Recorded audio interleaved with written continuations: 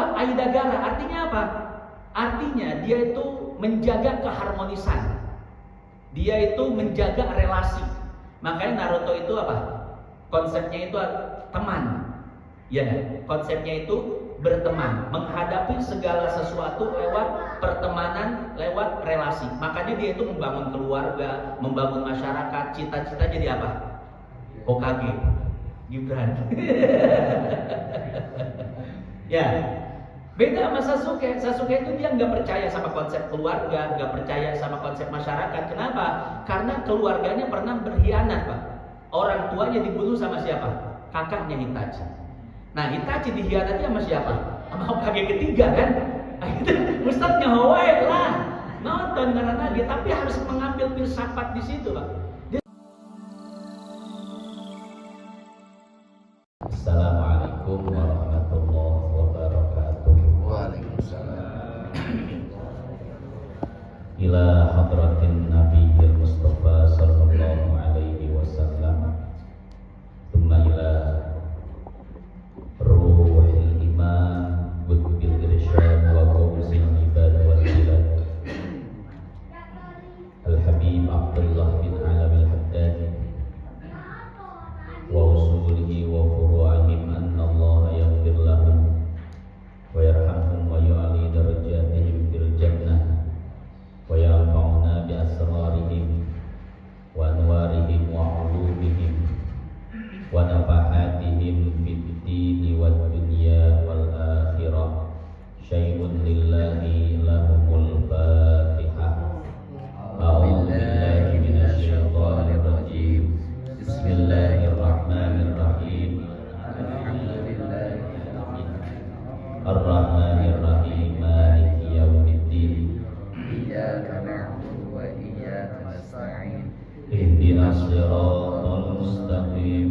Siratal ladzina an'amta 'alaihim ghairil maghdubi 'alaihim waladdallin.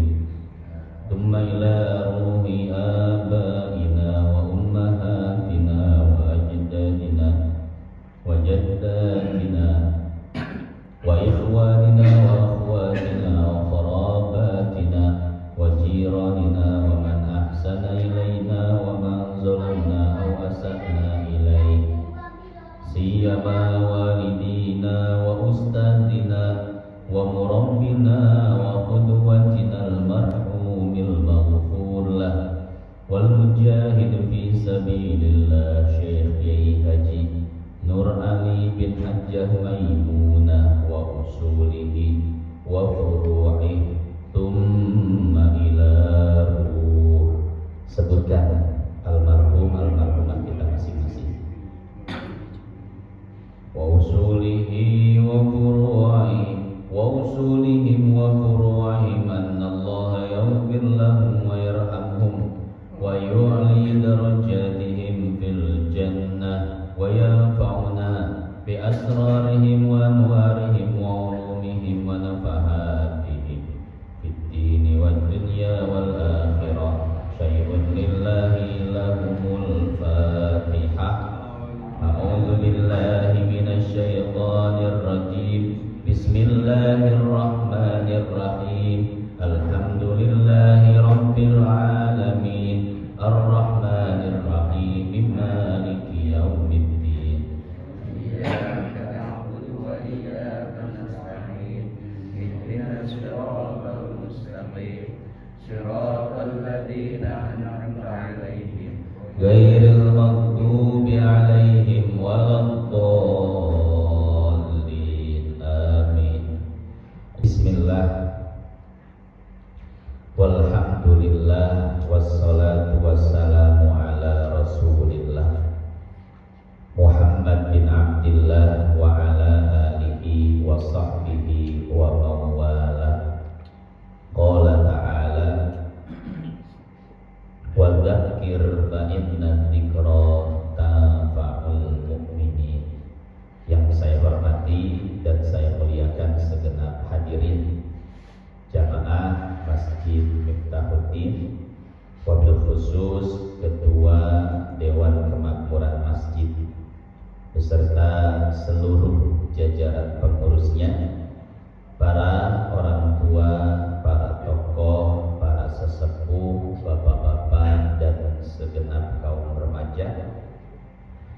yang mohon maaf tidak bisa disebutkan satu persatu namanya, namun tidak mengurangi rasa hormat dan takzim saya kepada beliau-beliau semua.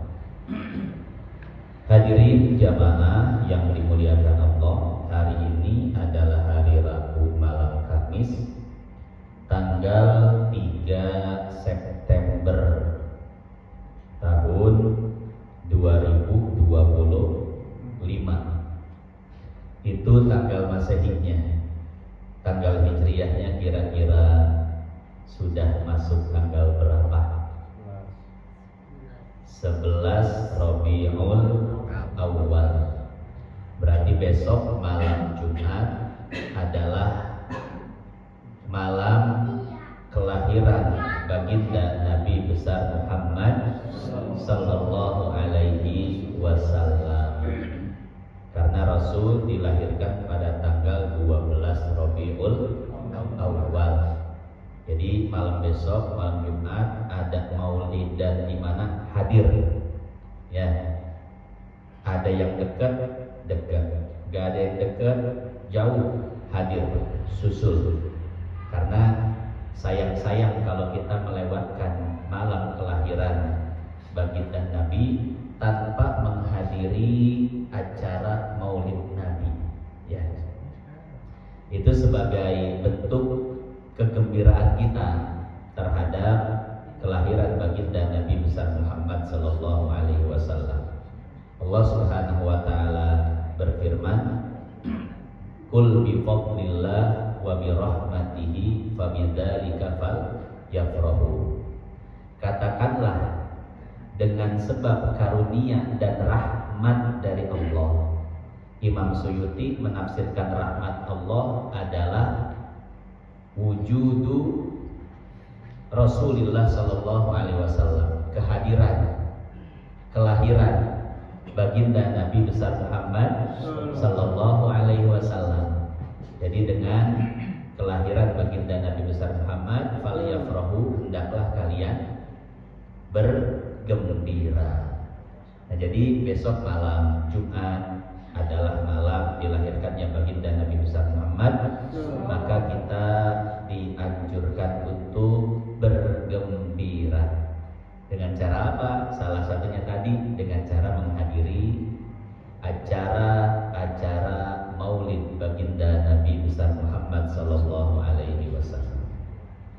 Hadirin jamaah yang dimuliakan Allah, baiklah, sekarang kita akan melanjutkan kajian kita pada kitab Risalatul Muawanah yang dikarang oleh Imam Haddad.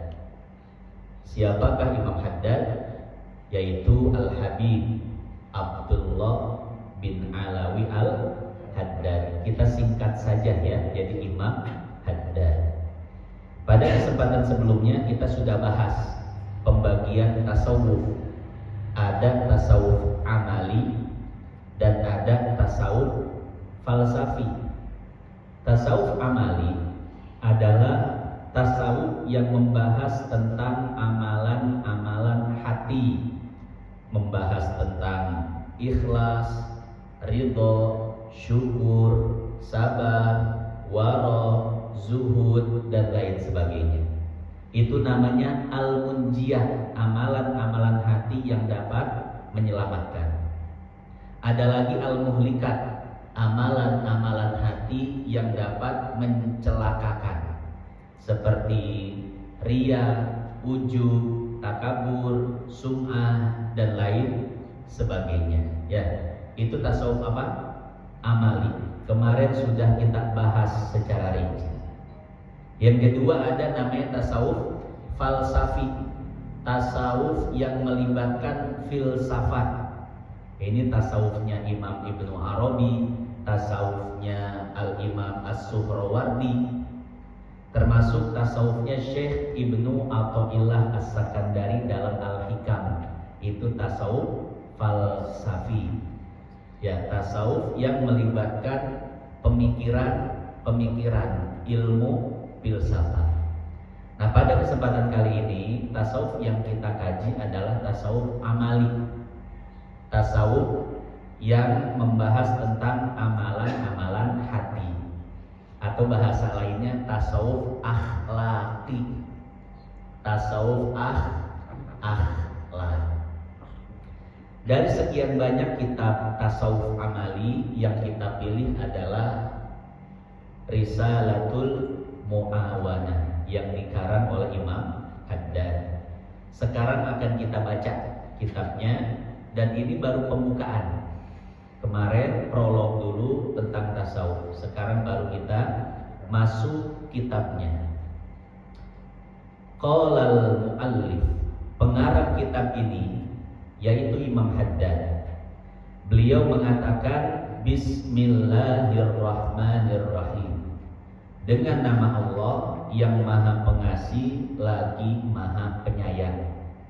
Jadi beliau memulai kitabnya ini dengan kalimat yang sangat mulia, yaitu kalimat basmalah, Bismillahirrahmanirrahim.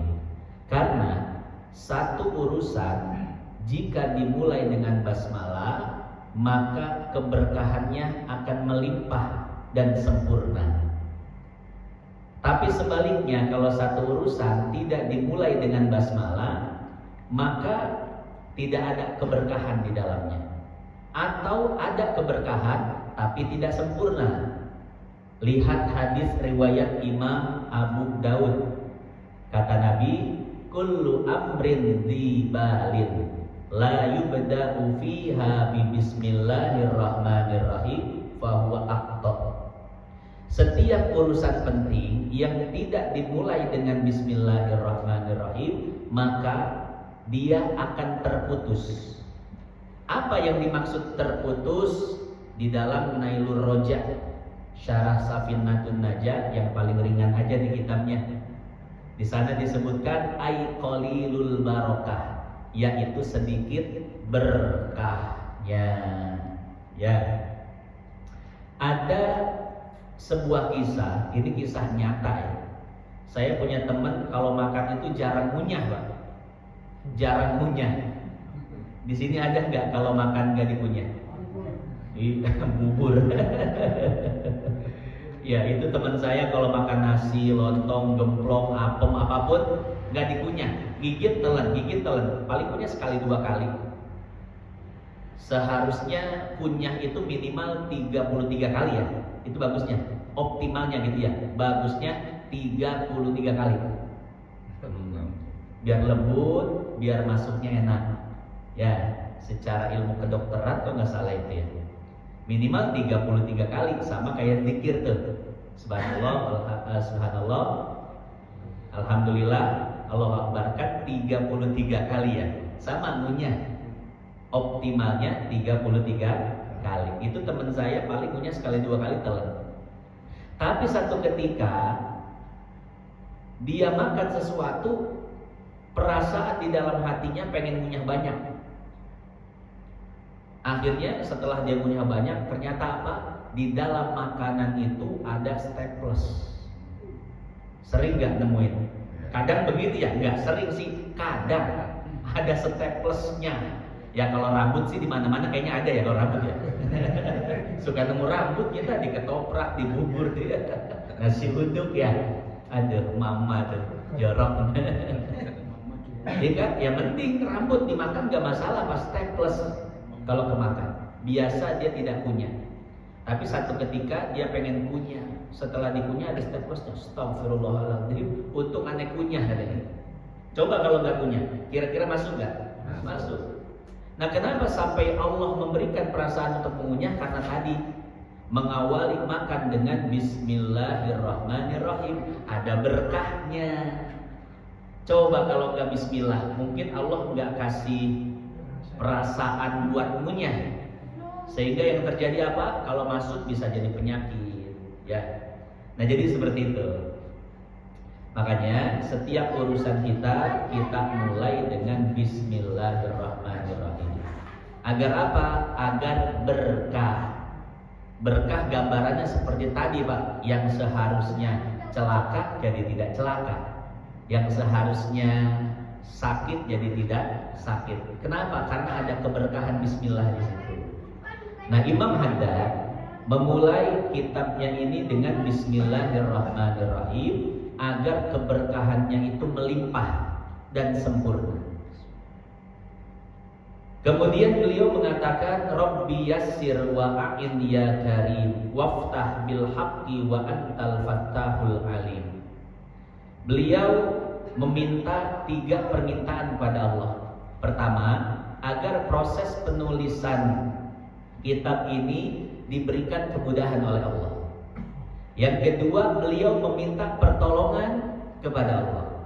Dan yang ketiga, beliau minta dibukakan ilmu kepada Allah. Lalu beliau mencantumkan surat Al-Baqarah ayat 32. Apa kata Allah? Subhanaka la ilma lana illa ma 'allamtana innaka antal alimul hakim. Ayat ini sengaja dicantumkan oleh Imam Haddad sebagai bentuk pengakuan bahwasanya semua yang beliau dapatkan itu merupakan anugerah dari Allah. Ilmu anugerah dari Allah. Beliau menunjukkan bahwasanya saya tidak punya ilmu, wahai Tuhanku. Yang punya ilmu adalah Engkau. Jadi beliau ingin memfanakan dirinya, ingin melenyapkan identitas palsunya. Kan kita hidup itu rata-rata bawa identitas palsu, Pak. Betul nggak? Orang kaya banyak harta, dia ngerasa kaya. Kira-kira itu identitas palsu bukan? Identitas palsu. Karena yang maha kaya hanya Allah. Itu hakikat. Hakikatnya yang maha kaya hanya Allah. Jadi ketika ada seseorang merasa dirinya kaya, itulah identitas palsu. Seorang pejabat dia merasa punya kuasa, itu identitas palsu. Kenapa? Karena yang maha kuasa hanya Allah. Ya. Begitu pula orang ngerasa punya ilmu, itu identitas palsu, Pak. Kenapa? Karena yang maha memiliki ilmu adalah Allah. Jadi di dalam ilmu tasawuf ini kita berusaha memfanakan diri. Artinya apa? Artinya kita tidak merasa memiliki sesuatu. Betul orang kaya, tapi tidak merasa kaya. Betul pejabat, tapi tidak merasa kuasa. Betul banyak ilmu, tapi tidak merasa alim.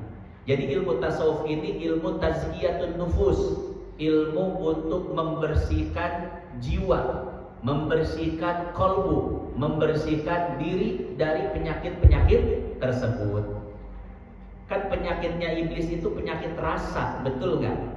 Oleh Allah diperintahkan untuk bersujud kepada Adam, usjudu li Adam, fasajadu illa iblis. Semua malaikat bersujud kepada Adam kecuali iblis. Ketika ditanya, "Ma mana'aka an la tasjuda in amartu?" Iblis waktu itu namanya masih Azazil. Azazil, kenapa engkau tidak mau sujud kepada Adam? Apa jawaban si Azazil? Ana khairum minhu, khalaqtani min nar wa khalaqtahu min tin. Aku lebih baik daripada Adam. Engkau ciptakan Adam dari tanah, sementara engkau ciptakan aku dari api. Api lebih baik dari tanah. Kira-kira maksiat apa itu? Maksiat rasa, Pak. Jadi yang menyebabkan iblis diusir dari surga karena maksiat rasa. Merasa lebih baik dari Adam, merasa sudah beribadah kepada Allah dari lama, merasa memiliki ilmu yang luar biasa. Jadi maksiatnya iblis adalah maksiat rasa. Iblis diusir dari surga bukan karena mabuk, bukan karena judi, bukan karena zina, bukan karena pinjol, bukan, Pak. Ya, tapi karena tadi rasa tadi. Ya. Sebetulnya jadi orang baik wajib, tapi merasa lebih baik dari orang lain itu yang jangan. Jadi orang soleh itu harus, tapi merasa lebih soleh dari orang lain jangan. Ini yang perlu kita perhatikan. Penyakit rasa. Nah, inilah yang sedang dihilangkan oleh Imam Haddad. Inilah yang sedang difanakan oleh beliau. Beliau ilmunya luar biasa, zahir batin Pak ilmunya. Tapi ketika beliau akan mengarang kitab ini, beliau kutip ayat Quran Al-Baqarah 32. Qalu subhanaka la ilma lana illa ma 'allamtana innaka antal alimul. Ilmu hanya punya Engkau ya Rabb. Aku tidak memiliki apapun, aku tidak mengetahui apapun. Itu namanya apa? Fana. Melenyapkan identitas diri di hadapan Allah Subhanahu wa ta'ala. Jadi kalau menghadap Allah itu jangan bawa apa-apa. Jangan bawa rasa punya ilmu, rasa punya harta, rasa punya jabatan, jangan dibawa. Nanti konsekuensinya ketika kita melaksanakan sholat Pak. Ketika kita melaksanakan sholat, Bapak pejabat boleh di luar masjid kerjakan. Tapi ketika menghadap Allah, letakkan jabatan itu di luar, jangan dibawa masuk. Boleh Anda kaya, tapi ketika menghadap Allah dalam sholat, letakkan harta itu, jangan kau bawa masuk.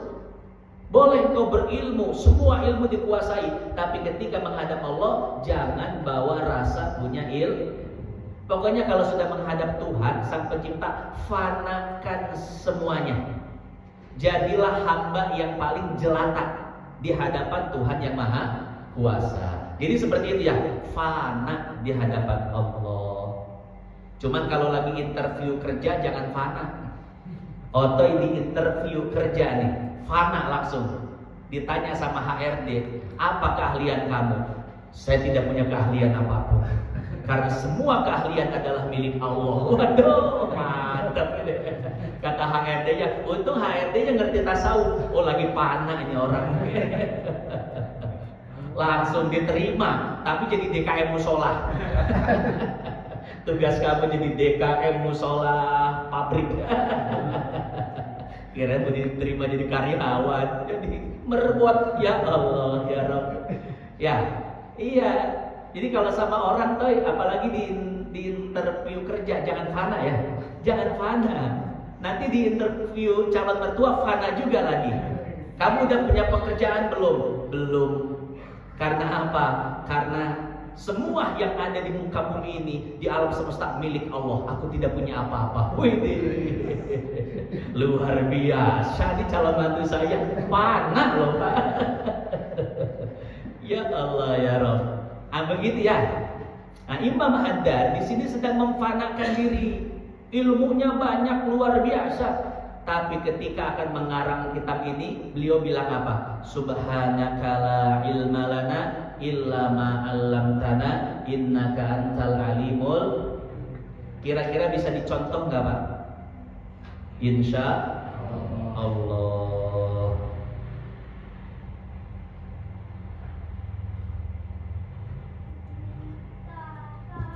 Lanjut.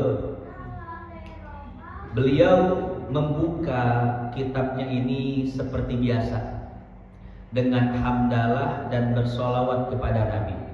Alhamdulillahil wahidil jawwad al-wahhabir razzaq al-hannan al-mannan alladzi ba'atha Muhammadan khatama anbiya'ihi sallallahu alaihi wasallam birisalatihi ila jami'il insi wal jan. Wa anzala alaihi al-Quran. Allah Subhanahu wa taala menurunkan kepada Nabi Muhammad sebuah kitab suci yang bernama Al-Quran. Fihi hudal linnas wa bayyinatum minal huda wal furqan. Di dalam Al-Quran ada sebuah petunjuk. Wa syuri'a lahu wa li ummatihi ma wassa bihi Nuh wa Ibrahim wa Musa wa Isa wa faddala dinahu ala sairil adyan. Allah Subhanahu wa taala mengutamakan agamanya dari agama-agama yang lainnya. Saya tanya kepada jamaah, di Indonesia agama yang diakui oleh negara ada berapa? 5. Apa 6? Dulu waktu saya SD 5, tapi sekarang 6 ya.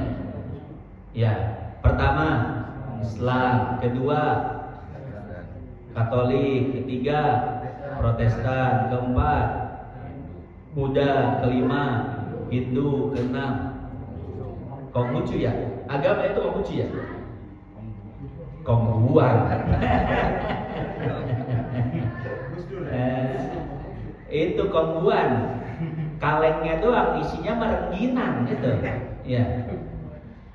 Hadirin jamaah yang dimuliakan Allah. Ya, saya jadi teringat dengan satu agama.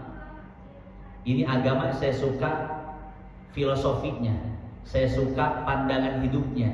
Apa? Yaitu agama Buddha. Agama Buddha didirikan oleh siapa?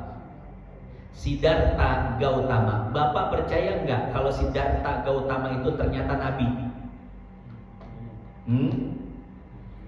Siddhartha Gautama itu kan namanya, Buddha itu gelarnya. Ternyata Siddhartha Gautama adalah seorang nabi. Bagaimana penjelasannya? Lihat di dalam tafsir Mahasinut Ta'wil yang dikarang oleh Al-Imam Al-Qasimi. Ketika beliau menafsirkan tentang surat At-Tin, Wat-Tini Waz-Zaitun wa Turi Sinin wa hadzal baladil amin. Ada 4 poin yang dibahas. Pertama, Wat-Tini, pohon tin. Apa yang dimaksud pohon tin? Di kitab tersebut dikatakan bahwasanya yang dimaksud dengan pohon tin atau buah tin adalah syajaratu Buddha, yaitu pohon Buddha. Ya, Wat-Tin. Waz-Zaitun, apa yang dimaksud dengan zaitun? Yang dimaksud dengan zaitun adalah agama Kristen. Karena Nabi Isa diangkat jadi nabi itu di bawah pohon zaitun. Wa Turi Sinin, Bukit Sinai. Ini melambangkan agama Yahudi karena Nabi Musa bertemu Allah di Bukit Sinai. Wa hadzal baladil amin, ini menggambarkan agama Islam karena al-baladil amin adalah Makkah. Jadi Wat-Tin, Waz-Zaitun, wa Turi Sinin, wa hadzal baladil amin. Agama Buddha, agama Kristen, agama Yahudi dan agama Islam. Kenapa urutannya Buddha dulu baru Kristen? Kalau secara kronologi kan habis Buddha Yahudi dulu ya. Buddha, Yahudi, Kristen, baru Islam. Nah, para ulama tafsir mengatakan Allah mengurutkan dengan urutan seperti ini berdasarkan penyelewengan dari agama tersebut. Jadi agama yang agama tauhid yang paling banyak diselewengkan pertama adalah agama Buddha. Buddha itu agama tauhid Pak asalnya.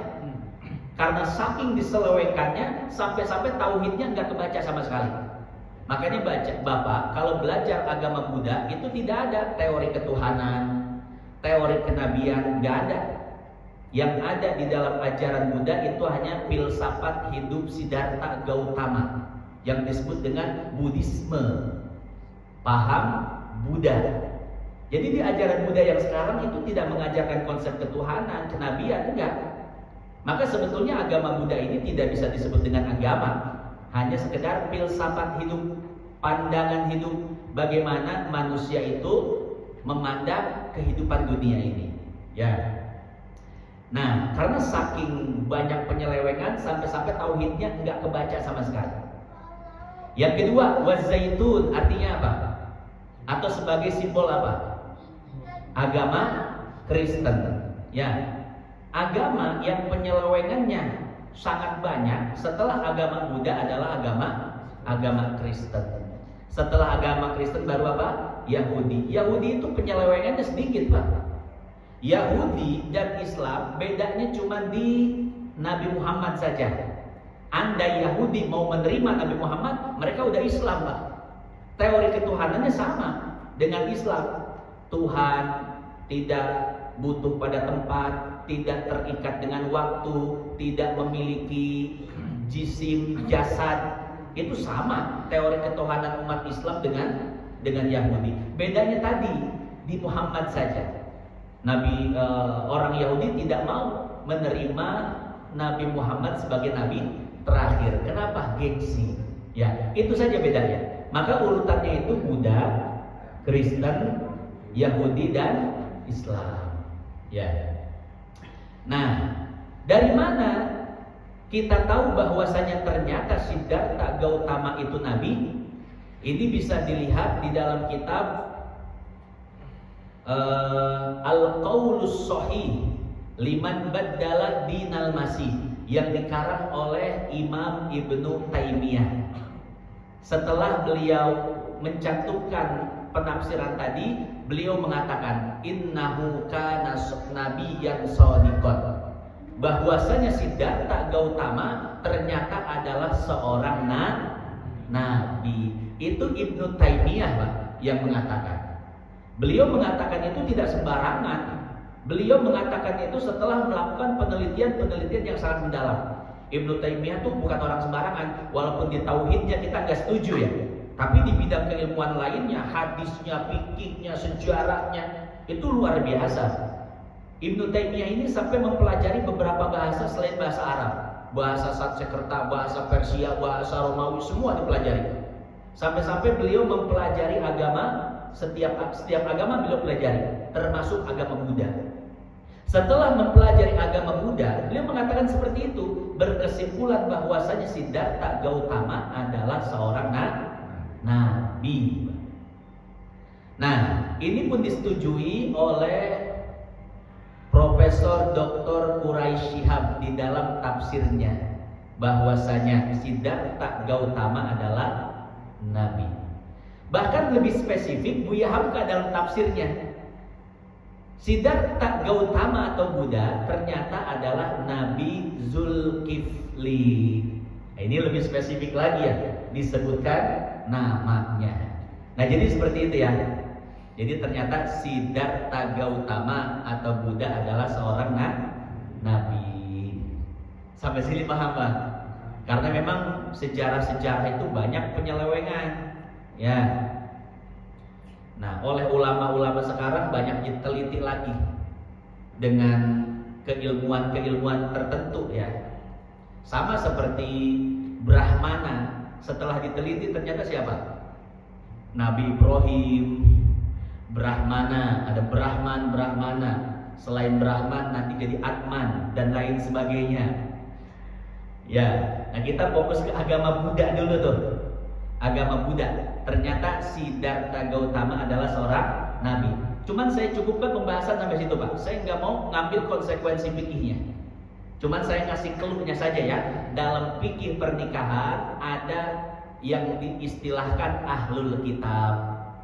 Ini saya yakin hadirin nggak paham. Yang paham paling yang pengkaji-pengkaji saja. Ya, silahkan, itu clue-nya ahlul kitab. Dan hubungannya, konsekuensinya kalau Siddhartha Gautama itu disebut sebagai seorang nabi. Ya. Kemarin itu saya sempat mempelajari filsafat timur. Ya, seperti filsafat Buddha, filsafat Shinto, Taoisme, Dogen, Laozi, dan lain sebagainya. Jadi ternyata bedanya filsafat timur dengan filsafat barat. Filsafat timur itu lebih kental spiritualnya, Pak. Orang-orang timur itu lebih mengedepankan harmonisasi. Yang penting rukun, yang penting ramai, walaupun harus menyembunyikan kebenaran. Beda sama filsafat barat. Filsafat barat itu yang penting kebenaran. Kebenaran harus diperjuangkan, walaupun harus ribut, harus berantem. Yang penting kebenaran diperjuangkan. Itu orang-orang barat.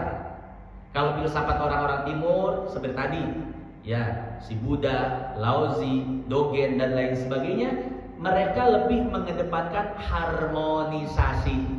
Lebih baik kita menyembunyikan kebenaran, yang penting warga, keluarga, hubungan antar manusia itu damai, harmonis. Kita ini orang timur, Pak. Itu yang harus kita lakukan, ya. Orang timur ini dia pandai menyembunyikan perasaan. Perasaannya walaupun kesel luar biasa, tapi ketemu orang masih bisa senyum, Pak. Orang timur, betul ya? Kalau sama atasan nih, siang Pak, pagi Pak, pada dalam hatinya gedeknya luar biasa sama atasan. Betul ya? Kadang kita sama orang, tetangga, keluarga begitu Pak, masih kesel, tapi kalau ketemu nyapa, duduk bareng. Itu emang orang timur begitu, itu jaga khas kita. Ya. Jadi yang namanya munafik buat orang timur itu adalah satu tradisi yang sangat baik. Betul kan? Betul, kita ini orang munafik semua loh. Cuman munafiknya untuk kebaikan. Dan itu dianjurkan. Dan orang normal itu pasti munafik, Pak. Orang normal pasti munafik. Ya. Hatinya kesel, hatinya jengkel, tapi kalau ketemu orang masih bisa senyum, sapa. Itulah manusia normal. Bahkan sebaliknya, kalau belak-belakan, jor-joran itu nggak normal. Makanya saya suka ketawa kalau ada orang bangga dengan belak-belakan. Pak Ustadz, saya mau orangnya belak-belakan lah. Berarti akalnya tidak bisa nahan nafsu. Kolbu itu penuh dengan nafsu, Pak. Semua yang ada di kolbu itu ingin dikeluarkan lewat lisan dan lewat perbuatan. Tapi sebelum dikeluarkan harus melewati akal. Dikonfirmasi oleh akal. Kalau baik maka silahkan keluar lewat ucapan, keluar lewat perbuatan. Tapi kalau konsekuensinya tidak baik maka jangan dikeluarkan. Walaupun itu benar. Itu akal kerjanya, Pak. Memverifikasi mana yang berdampak baik dan mana yang berdampak buruk. Orang yang belak-belakan berarti kan akalnya nggak bisa memverifikasi. Betul ya? Semua yang ada di hati pengen diomongin belak-belakan. Berarti akalnya lemah. Tidak bisa bahasa buang airnya apa? Dol. Dol. Bocor ya. Itu jangan sampai otak kita bocor. Jangan sampai akal kita bocor, Pak. Orang terbaik adalah orang yang bisa menahan diri. Walaupun kesel luar biasa, tetap yang ditampakkan adalah kebaikan. Itu kita orang-orang timur. Itu semua filsafat timur mengajarkan seperti itu, Pak. Ya, makanya saya itu senang dengan film Naruto. Mungkin orang lihat film Naruto cuma seru-seruan doang. Saya ngelihat filsafat hidupnya, Pak. Tahu nggak filsafat hidup Naruto itu apa? Ini saya mohon maaf cerita Naruto nih, biar paham. Ya, Naruto itu Ustadz ngaji cerita Naruto, ini ada ilmunya. Filsafat Naruto adalah Mono no Aware dan Aidagara. Mono no Aware adalah bahwa identitas itu tidak ada yang tetap. Makanya pendirian Naruto ketika perang, Pak, dia nggak pernah bunuh lawan. Kenapa? Karena dia yakin musuh bisa berubah jadi teman. Kenapa? Prinsipnya tadi Mono no Aware. Artinya apa? Di dunia ini tidak ada yang berstatus tetap. Tidak ada yang punya identitas tetap. Semuanya bisa berubah. Maka sejahat apapun musuh, kalau lawan Naruto pasti berubah, Pak. Karena dia punya jurus bacot no jutsu deh. Betul ya? Tuh. Ya. Kalau lihat Naruto, lihat-lihatan seru-seruan doang mah enggak seru, Pak. Tapi ada filsafat hidup di sana. Beda sama si Sasuke. Aduh, Sasuke kalau berantem pasti bunuh dia mah. Ya. Karena tadi dia tuh mencap orang itu langsung. Kalau jahat, baik. Udah begitu. Ya, kalau Naruto enggak, semua orang bisa berubah. Tuh. Yang kedua, Aidagara, artinya apa? Artinya dia itu menjaga keharmonisan. Dia itu menjaga relasi. Makanya Naruto itu apa? Konsepnya itu teman.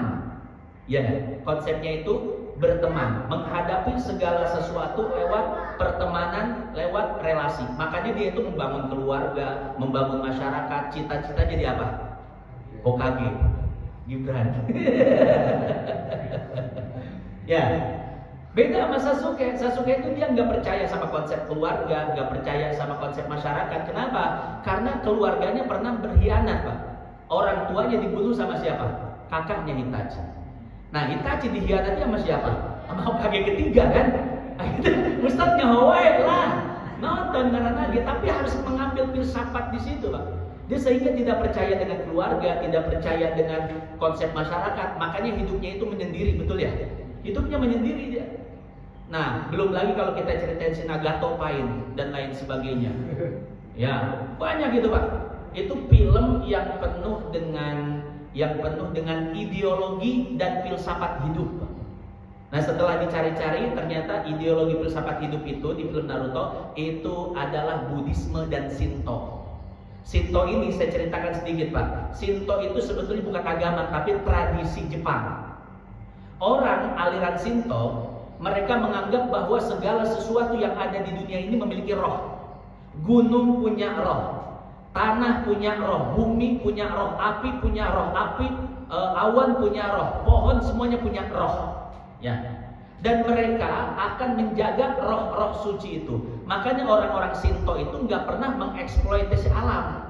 Bapak lihat orang Jepang pernah gali minyak, mengeksploitasi alam, nggak ada, Pak. Karena tadi keyakinan Shinto, alam punya ruh. Ruh itu adalah dewa-dewa mereka, namanya kami.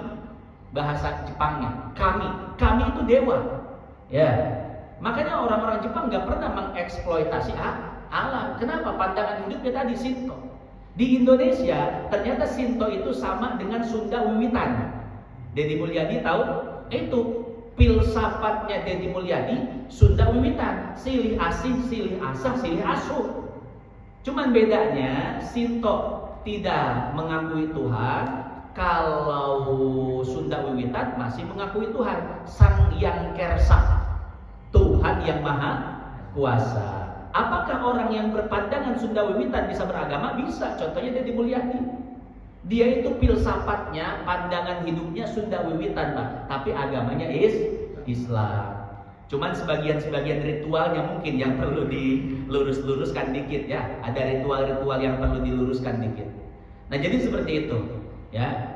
Nah, jadi pandangan hidup, filsafat hidup, Shintoisme, ada Taoisme namanya. Apalagi Buddhisme, sebetulnya itu kan pandangan hidup semua. Itu masih bisa menyatu dengan Islam. Komunisme nggak bisa. Kalau komunisme nggak bisa. Komunis tidak bisa bersatu dengan Islam. Kenapa? Karena prinsip dasar komunis, agama adalah candu. Agama sebab kemunduran negara. Komunis nggak bisa bersatu sama Islam. Kalau apa lawan komunis? Kapitalis itu masih bisa gabung sama Islam, cuman ya agak rancu juga nanti ya. Masalahnya dia kan suka eksploitasi alam, manusia dan lain sebagainya. Nah, jadi seperti itu. Sampai sini paham gak kira-kira? Insya Allah ya. Ya, ntar habis ini kita ngobrol Naruto, kita terusin ya. Iya, film-film yang lain ya nggak ada maknanya. Dragon Ball. Apaan itu? Ada maknanya nggak Dragon Ball itu? Iya. Ya, di Naruto itu paling kental konsep reinkarnasinya. Dulu ada Indra sama Asura, reinkarnasi jadi Madara Hashirama, reinkarnasi lagi Sasuke Naruto. Nah, siklus balas dendamnya diputus sama Naruto. Tegalapian aing. Ya. Nah, jadi seperti itu. Jadi yang namanya filsafat itu, Pak.